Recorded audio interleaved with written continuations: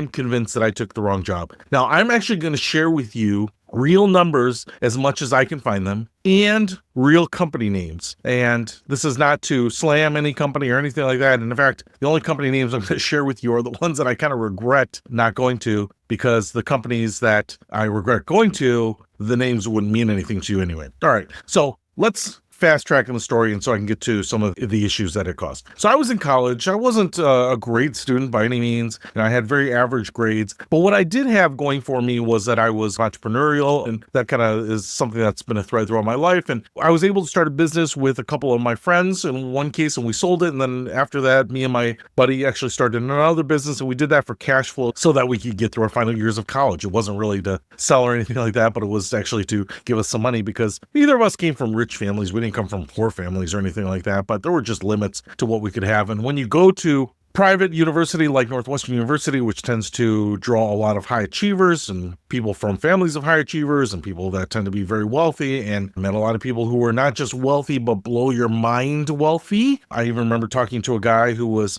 spending his spring break on his family's yacht. And I said, "Oh, that's cool." And he mentioned that he was going to the Caribbean to do that. And I said, "Oh, so your yacht's out in the Caribbean?" He said, "No, it's actually in the Mediterranean right now. So it's getting put on a boat to get shipped to the Caribbean." So that's the scale of money that we're talking about here. But